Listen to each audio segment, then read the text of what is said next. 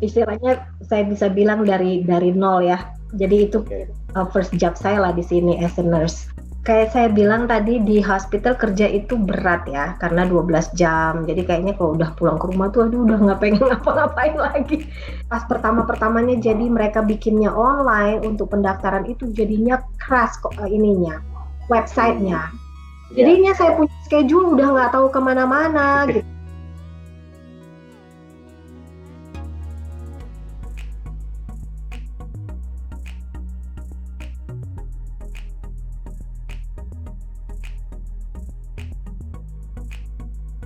Nah, di masing-masing bagian nursing home sama di hospital selama Mbak Diana menjadi perawat, ini mulai dari yang dukanya dulu tuh.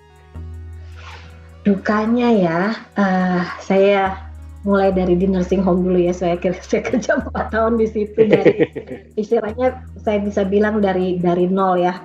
Jadi itu Oke. first job saya lah di sini as a nurse di nursing home. Saya nggak pernah pikir waktu saya di sekolah saya bakalan kerja di nursing home. Bagaimana walaupun kita belajar semuanya kita pelajari ya. Tapi Ya. setelah saya mulai sih saya suka gitu. Saya lihat populasinya orang tua. Karena di sini mereka kan bukan yang hanya keluarganya misalnya jauh atau keluarganya nggak bisa urus gitu, tapi kan ada yang disability juga ya, yang misalnya amputation atau lumpuh atau apa seperti kayak gitu. Jadi saya suka jalanin karena saya merasa kayak oma opa saya sendiri gitu. Dukanya memang nggak tahu ya, karena kita kan orang Indonesia, culture-nya beda. So far sih 2 yang saya pikir kayaknya akan jadi masalah dimanapun. Kita punya teman kerja ya, kita nggak tahu background mereka, orang di sini. Jadi kadang-kadang agak sulit juga gitu loh, buat orang-orang tertentu, buat apa ya, sama-sama kerja jadi satu tim gitu. Karena apalagi waktu saya kerja sebagai unit manager, membawahi beberapa karyawan, makanya saya pikir aduh kayaknya ini bukan buat saya ya, posisi ini kayaknya berat gitu, karena saya bukannya nggak bisa menempatkan diri, kayaknya sayanya tuh serba salah gitu jadinya. Jadi saya bilang udah deh, itu yang pertama kalau menurut saya. Dan yang kedua ya, di sini buat tenaga kesehatan mereka short ya, dan saya pikir di mana-mana short. Jadi apalagi saat ini ya Mbak. Ya, jadi kadang kalau kita nggak, jadi karena saya ngalamin sendiri gitu, kadang kalau orang bilang Diana bisa kerja nggak ini karena ada ini gitu, kayaknya kita susah mau bilang enggak saya nggak bisa gitu. Jadi kita oke deh, kita okein gitu ya, padahal lama-lama kita burn out juga kan karena enak gitu. Jadi nggak tahu juga gimana ya cara mengatasinya, karena ya di mana-mana short. Tapi kalau menurut saya sih tergantung orangnya juga, karena ya kita harus disiplin lah ya. Karena kalau buat saya sih pribadi, bukannya saya mau iniin saya sendiri gitu, karena saya pikir kalau udah sign up, udah kerja, ya kalau bisa ya kita stick di situ. Kalau di sini kadang-kadang orang nggak peduli kalau menurut saya ya. Kalau mereka nggak mau datang kerja, ya udah nggak datang aja. Gimana nih pasien-pasiennya? Terus masalah yang lain kalau di nursing home sih ya mungkin kebanyakan sama keluarga ya, karena kan mereka tinggalin keluarganya di situ dengan harapan kita bisa jaga. Cuman kan kadang-kadang kalau expectation-nya terlalu tinggi juga kita kewalahan juga gitu kan, karena di balik itu semua seperti di nursing home kan regulation-nya banyak juga dari state yang harus kita ikutin gitu. Jadi kadang-kadang berlawanan. Itu di nursing home. Kalau di rumah sakit buat saya sebenarnya load-nya itu, bebannya itu lebih berat. Lebih berat karena ya mereka punya policy-nya lebih banyak, mereka punya jam kerja juga memang sih 8 jam sama 12 jam cuma 4 jam ya bedanya. Cuman kerasa banget perbedaannya. Kalau di rumah sakit ya, di rumah sakit juga short mereka ya. Apalagi pas pandemik ini banyak sekali yang keluar karena kalau menurut saya travel nurse lebih menjanjikan gitu loh dari soal uang ya, dari soal salary. Jadi untuk jumlah kerjaan yang sama, untuk load pekerjaan yang sama, jadi mereka kebanyakan ya udah deh keluar lalu ambil travel nurse. Jadi kita benar-benar short. I see. Nah itu travel nurse itu apa ya, Mbak Diana? Travel nurse itu jadi dia kerja, jadi biasanya melalui agensi ya, nggak bisa sendiri. Jadi agensi ini yang assign. Mungkin satu hospital mereka butuh banyak sekali tenaga perawat. Jadi mereka kontak agennya, lalu agennya oke, saya akan kirim berapa perawat gitu. Dan memang mereka gajinya lebih gede. Bisa dibilang kayak kalau di Indonesia kan ada dosen terbang yang bisa ngajar di mana-mana, nih seperti perawat terbang. Ya, ini tuh di-assign itu biasanya 8 minggu. Jadi 8 minggu kita harus di situ gitu. Jadi nggak cuma satu shift atau apa, atau biasanya 13 minggu gitu. Misalnya 13 minggu ke New York. Jadi 13 minggu mereka di-assign ke New York. Nanti setelah 13 minggu dikasih tahu lagi assignment-nya kemana gitu. Nah ini Mbak Diana pasti sering kontak langsung dengan pasien ya. Pernah apa pengalaman paling menarik yang pernah Mbak Diana rasakan sampai terasa di hati? Kalau sama pasien yang paling kena di hati saya ya kebanyakan ya di sini. Kadang kalau buat orang-orang yang nggak mampu, mereka nggak pernah pergi ke dokter, tiba-tiba mereka udah kesakitan, lalu mereka ke rumah sakit, diperiksa ini, diperiksa itu, akhirnya mereka temukan misalnya cancer sudah stage 4 gitu ya. Jadi kadang itu yang saya hati saya tuh, aduh seandainya mereka udah bisa berobat dari pertama, udah ketahuan gitu ya, mungkin dia nggak sampai harus mengalami seperti ini. Terlebih dengan yang masih muda-muda ya. Saya kerja di medical surgical, jadi kayak mix medical, kayak sakit paru-paru, sakit ginjal, sakit berat ya. Terus operasi, tapi operasinya sebatas operasi kayak appendix atau angkat empedu kayak gitu. Jadi kasusnya tuh lebih banyak. I see. Nah ini memiliki pola kerja yang mungkin lebih baik ya daripada di Indonesia, artinya fix kalau mau pagi, mau siang, mau malam. Terus bagaimana nih Mbak Diana tadi bercerita udah ada 3 anak ya sekarang ya Mbak Diana ya? Iya. Terus ada Bung Leri suaminya. Ini bagaimana Mbak Diana manage waktu bersama keluarga? Makanya kayak saya bilang tadi, di hospital kerja itu berat ya, karena 12 jam. Jadi kayaknya kalau udah pulang ke rumah tuh udah nggak pengen ngapa-ngapain lagi. Cuman karena ya satu hal yang saya suka dan saya belum pernah dapat itu self schedule itu. Jadi kalau saya bisa atur schedule saya 2 hari kerja, saya mencoba karena kan saya di require-nya cuma 3 hari kerja.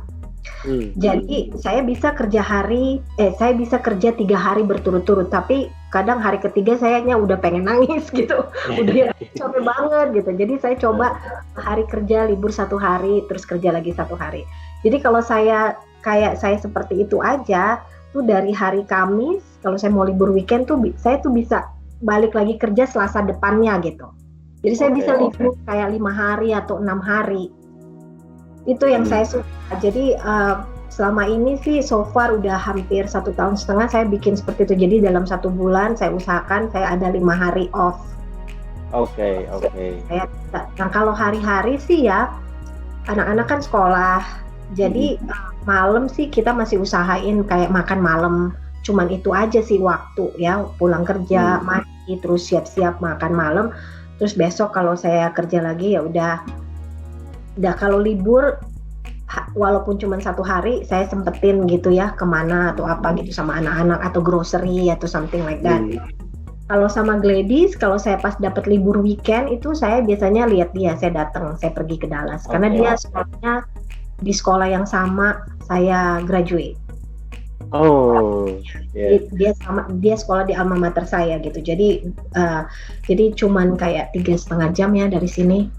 Oke. Jadi kalau weekend saya libur, saya suka pergi pagi-pagi, cuman mau lihat, tanya dia kebutuhannya apa, terus udah pulang gitu. Oke. Nah ini kalau kita mau masuk ke, dan dari tahun yang lalu sampai sekarang kita masih di masa COVID nih Mbak. Ini kalau Mbak Diana sendiri merasakan perbedaan yang sangat besar nggak pada masa sebelum COVID sama pada saat COVID saat ini dalam load kerja dan lain-lain?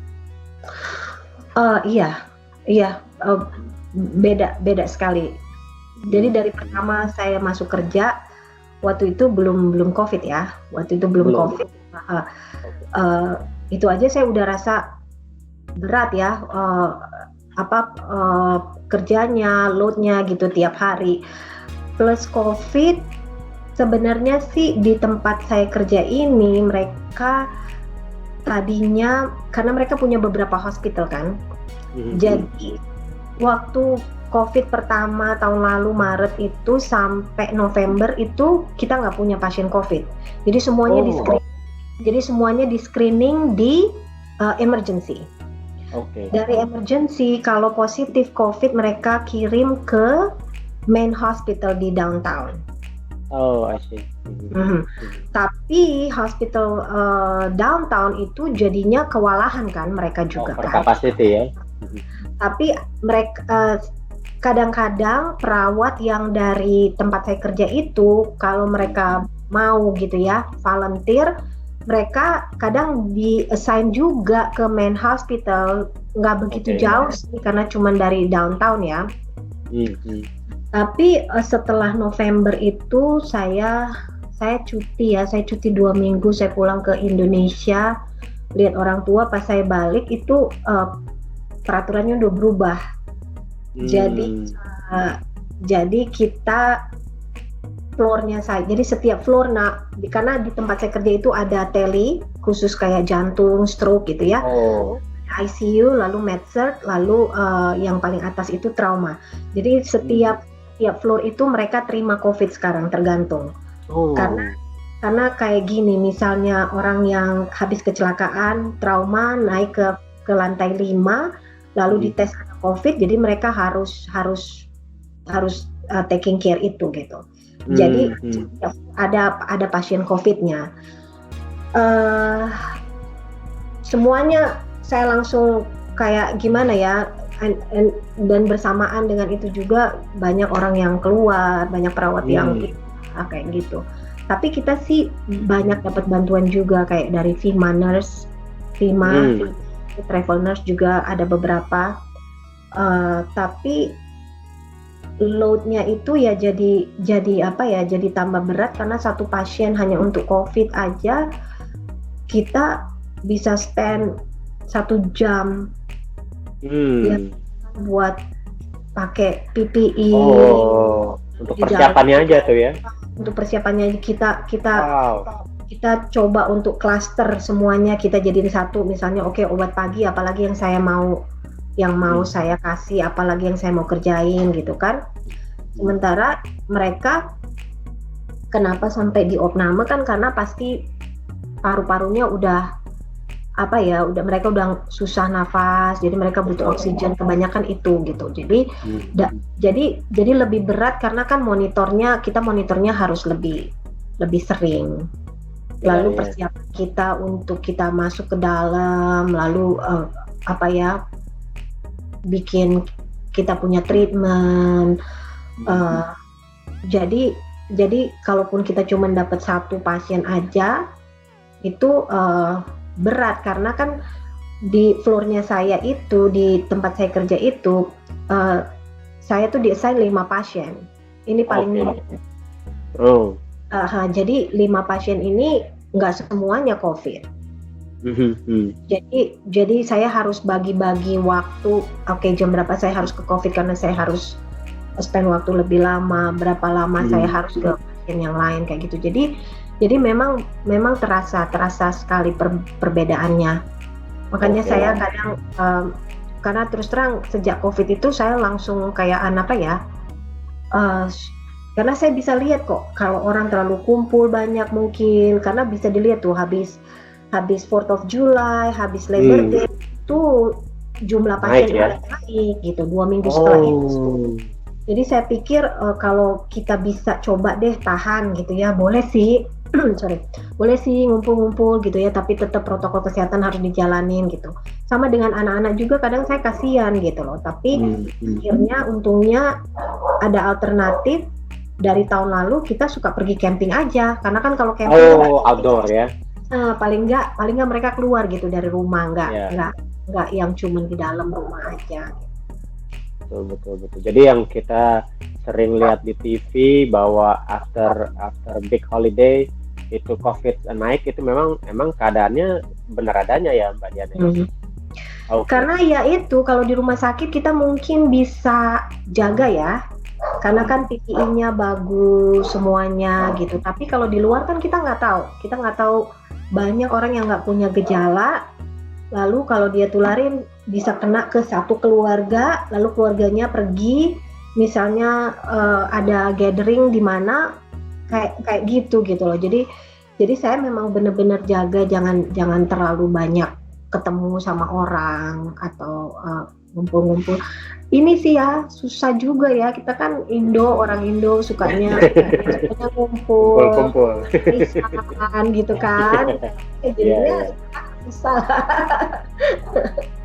Nah ini mulai tanggal 29 Maret kemarin ya bisa dibilang adalah berita yang cukup menggembirakan karena adult itu sudah eligible untuk divaksin. Nah untuk Mbak Diana sendiri, untuk kita nih kebetulan kita kemarin udah divaksin, dan apakah menurut Mbak Diana dengan kita sudah divaksin kita udah siap menuju hari yang lebih baik depannya atau gitu? Kalau vaksin emang arahnya ke sana ya, sebenarnya kan buat prevention.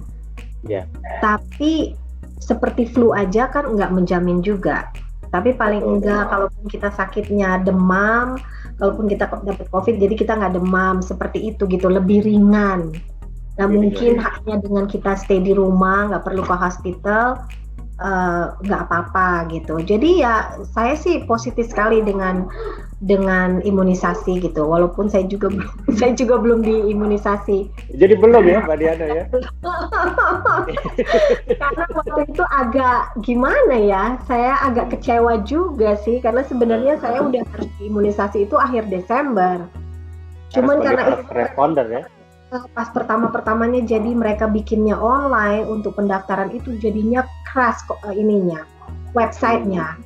Jadinya saya punya schedule udah nggak tahu kemana-mana gitu. Sekarang saya harus pergi ke downtown.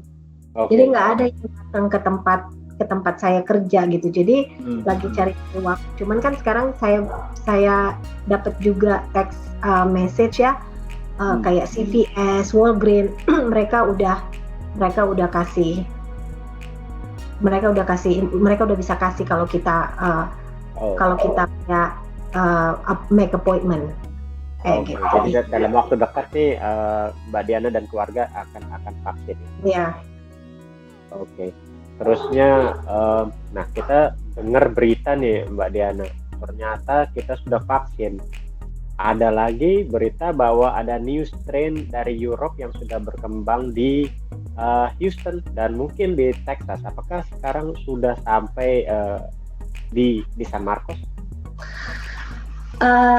So far sih pasien-pasien yang saya care ya, dari data yang bisa saya baca tuh belum ada yang kayak berbeda, semuanya hampir sama kayak pneumonia karena COVID seperti itu. Mungkin dia dapat COVID sebelumnya tapi nggak taking care, lalu ada background sakit-sakit yang lain gitu ya. Jadinya tambah parah, jadinya paru-parunya infeksi, harus dibawa ke hospital. So far sih masih itu aja, belum ada yang aneh-aneh kalau menurut saya. Nah ini tadi udah berbicara tentang anak sulungnya dari Mbak Diana, Gladys, yang mengikuti jejaknya nih. Ada istilah bahwa buah itu nggak akan jatuh jauh dari pohonnya. Ini gimana ceritanya? Anak sulungnya bisa mengikuti jejak Mbak Diana? Apa memang sudah Mbak Diana udah di-guide sama Mbak Diana, atau memang ada keinginan dari anaknya sendiri? Keinginan anaknya sendiri, karena kalau di sini kan sekolah ya dari SMP mereka ada karir day, jadi ada perawat yang datang, ada polisi yang datang, ada guru yang datang, ya kan? Jadi dari SMP tuh dia sering ikutin itu, terus saya nggak tahu, mungkin dia lihat saya juga, cuman kan waktu itu saya juga masih sekolah ya. Dia kayak coba menimbang lah gitu. Kayaknya ini, tapi setiap kali pertanyaan yang dia kasih ke saya berusaha untuk kasih tahu yang sebenarnya gitu ya. Kalau jadi perawat sekolahnya susah, tapi kerjaan di mana-mana gitu kan. Perlu worry, habis selesai ujian license kamu bisa langsung kerja. Jadi itu juga mungkin yang dia pikirkan gitu. Jadi saat kami udah pindah ke sini, jadi dia itu pas saya pindah ke sini lalu saya kerja, itu dia 2 tahun homeschooling. Setelah tamat SMA itu dia udah nggak mau coba-coba yang lain. Saya mau daftar ke sekolahnya saya lagi. Dia mau balik lagi ke situ karena kita sempat tinggal di Dallas itu 3,5 tahun ya, sampai saya selesai dari Houston.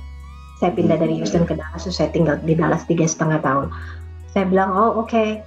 Saya bilang lebih bagus ambil pre-reg kelasnya di community college. Sebenarnya sih saat itu saya belum ikhlas mungkin ya ngelepasin dia. Tamat SMA mau langsung ke kampus itu kayaknya sulit ya Mbak. Jadi saya iya, soalnya kan nanti jadinya lebih murah juga kan kalau ngambil pre-regnya di ini. Dan dia jalanin sungguh-sungguh karena dia ambil pre-reg itu cuma 1 tahun. 1 tahun dia selesai semua pre-regnya. Terus udah selesai pre-reg ya, saya udah pikir ya udah deh, udah nggak ada alasan lagi mau sama. Jadinya ya udah, tapi sih sempet waktu dia ngambil pre-reg itu juga satu kali saya pulang ke rumah, setengah menangis, saya bilang aduh saya capek banget, saya bilang jangan jadi perawat. Saya bilang gitu sama dia. Dia bilang ya Mam, it's too late katanya gitu. Mungkin kayaknya udah bener-bener ya, jadi saya bilang ya udah kalau memang mau seperti itu jalani dengan sepenuh hati, dengan senang hati, karena kan ini sebenarnya panggilan jiwa ya, nggak semua orang bisa ini. So far sih dia oke. Klinikalnya, kelasnya, semuanya oke. Mudah-mudahan tahun depan dia selesai. Amin. Yeah. Nah ini salah satu advantage punya orang tua yang memiliki bidang atau profesi yang sama adalah kemudahan dalam mengambil ilmu dari orang tua langsung. Nah, ini untuk untuk masa pada saat Mbak Diana sekolah dengan Gladys sekarang sekolah, apakah mata kuliahnya sudah jauh berbeda atau begitu? Mata kuliah sih sama, nggak ada yang berubah ya. Karena yang paling major itu kan 5 itulah, pediatrik, medical surgical, psychiatry, kejiwaan, maternity. Yang beda mungkin base practice ya, karena mereka ada kayak issue and trend, yaitu tergantung sama research kalau ada yang beda. Kayak waktu itu kan saya belum ada COVID. Nah sekarang kan mereka belajar imunisasi public health-nya bagaimana, seperti itu yang berbeda ya. Tapi kalau soal pelajaran sih dia nggak terlalu nanya-nanya. Saya rasa dia lebih saya soalnya kan dia dari kecil di sini bahasa juga gampang gitu kan. Cuman kalau praktek ya saya masih suka bilang, oh ya bikinnya kayak gini, mami pengen kamu kayak pro gitu loh. Jadi karena kan saya mam klinikal nih saya gemeteran nih kalau pegang jarum. Jadi itu aja yang saya coba, oh ya bikinnya kayak gini, kamu harus gini gitu. Jadi nggak terlalu kayak apa ya, nggak kelihatan kayak grogi, walaupun ya mereka ngerti sih sebenarnya kalau masih takut-takut. Tapi kalau pelajaran sekolah sendiri sih dia kalau diajak ngomong udah nyambung gitu. Kalau saya ngomong bahasa ini dia udah tahu apa itu gitu. Itu aja sih. Keren. Nah ini nih, kalau sudah mungkin terakhir, kalau COVID ini sudah selesai, apa sih rencananya Mbak Diana sama keluarga nanti? Kalau saya sih ingin pulang mudik. Sama. Karena saya sama Larry suka travel ya. Dan saat ini kita orang tua masih ada dua-duanya. Jadi Larry masih ada, saya juga ada. Jadi saya pikir karena waktu kayak 11 tahun pertama kita tinggal di sini kan kita nggak bisa pulang. Jadi pertama kali saya itu 2017. Setelah 11 tahun. Jadi saya bilang sama Larry, ya kalau kita bisa pulang ya kita pulang lah, karena sebelumnya kan kita nggak bisa pulang gitu. Jadi ya so far sih pulang tanggal 2017 kita pulang, 2018 kebetulan orang tua saya datang ke sini, jadi kita nggak kemana-mana, kita cuman ke bawa mereka jalan-jalan di sini. 2019 saya pulang, 2020 kemarin saya pulang biar cuman berdua. Yang 2020 tuh saya berdua aja pulang karena saya pikir nggak mungkin ya anak-anak ya. Dan itu juga bukan waktu sekolah libur, jadi saya bilang oke lah saya dapat cuti, ayo kita pulang gitu. Jadi itu untung sekali karena Indonesia belum karantin. Jadi saya aja sudah pulang. Karena saya harus ke Manado, harus ke Bandung gitu. Jadi bagi waktu puji Tuhan nggak ada halangan apa-apa.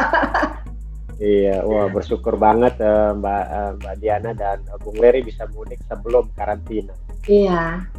Dan untuk kita semua tentunya kita punya harapan semuanya bisa kembali normal, walaupun mungkin tidak akan normal sekali, dan bisa menjalani kehidupan sehari-hari seperti sedia kala, bisa memeluk keluarga kita.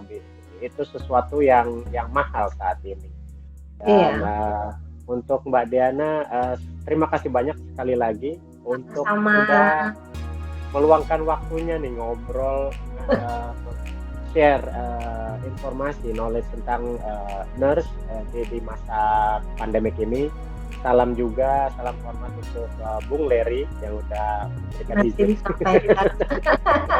Salam buat Mas juga. Siap, nanti langsung disampaikan. Terima kasih banyak. Main-main ke Mas. Insya Allah nanti kalau ke Houston main-main juga ya, Mbak Diana. Dan untuk teman-teman semua, terima kasih nih untuk mudah meluangkan waktunya mendengar obrolan kita. Semoga ada manfaatnya. Dan jangan lupa untuk subscribe, like, dan berikan komen untuk channel saya, Bapak Zaman Now, supaya saya bisa buat video-video lainnya ke depan dan hashtag makin great. Wassalamualaikum warahmatullahi wabarakatuh. Bye-bye. Bye. Ya, Kak, siap. Alhamdulillah, terima kasih Mbak Diana. Sama-sama, sorry.